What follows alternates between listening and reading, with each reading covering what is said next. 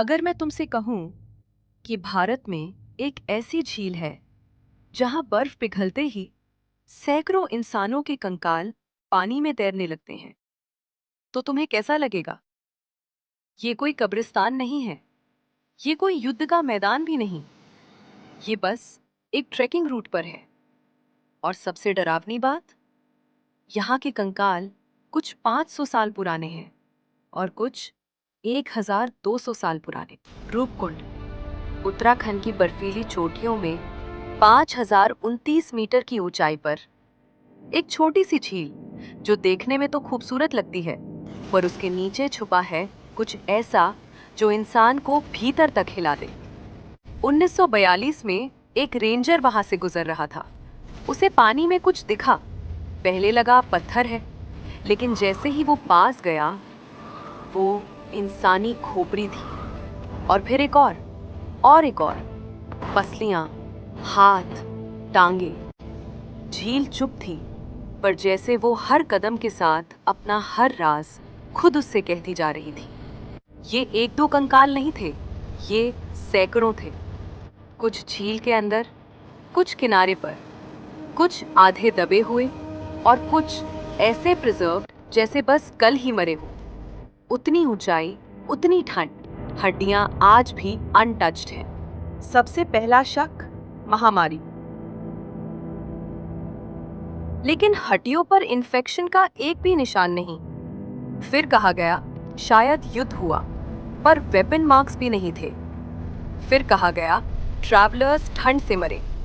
लेकिन यहाँ सिर्फ मर्द नहीं, औरतें भी थीं, यहाँ तक कि बच्चे भी। 2004 में डीएनए टेस्ट हुए और साइंटिस्ट लिटरली चौंक गए। 2 ग्रुप्स मिले। ग्रुप ए, पहाड़ी भारतीय लोग, ये एक्सपेक्टेड था। लेकिन ग्रुप बी, मेडिटरेनियन ओरिजिन, यानी ग्रीस टर्किश वाला रीजन। इतना दूर से लोग इस रिमोट जगह तक आए कैसे? इतिहास इसके बारे में चुप है। फिर आया सबसे बड़ा ट्विस्ट। कई स्कल्स पर एक जैसे गोल्ड डेंट्स मिले, जैसे ऊपर से कुछ भारी, कुछ परफेक्टली गोल्ड चीज फोर्स से गिरी हो। और फिर आई सबसे crazy theory, death by massive ice balls. वैज्ञानिक कहते हैं कि इंजरी सिर्फ तब हो सकती हैं अगर आसमान से बॉलिंग बॉल साइज की सुपर हार्ड आइस गिरी हो। और हैरानी की बात, 9th सेंचुरी का लोकल फोक सॉन्ग भी यही कहता है, आसमान से पत्थरों जैसा बर्फ गिरा और हमारी टोली खत्म हो गई। क्या ये किसी सर्वाइवर का दुख भरा सच था? 2018 में सैंपल्स लिए गए और साइंटिस्ट को मिला एक ऐसा बैक्टीरिया जो हाई यूवी रेडिएशन में सरवाइव कर सकता है, जो डीएनए म्यूटेट करता है और एक्सट्रीम कोल्ड में भी एक्टिव रहता है।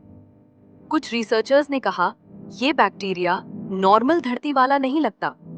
कुछ ने तो ये तक कहा शायद ये किसी मीटर के साथ आया हो। क्या ये बैक्टीरिया ट्रैवलर्स में फैल गया? क्या इसकी वजह से वो कमजोर पड़ गए? प्रूफ नहीं है, लेकिन सवाल बहुत है। आज भी ट्रैकर्स बताते हैं जीपीएस बंद पड़ जाता है, कॉम्पास उल्टा चलता है, कैमरा की फाइल्स करप्ट हो जाती हैं।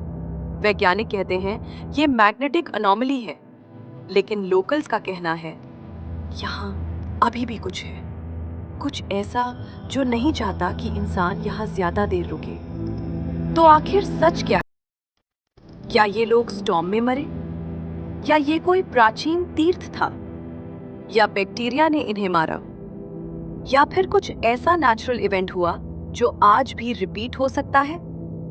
साइंस हर साल नई थ्योरी देता है, लेकिन रूपकुंड झील आज भी उतनी ही रहस्यमयी है।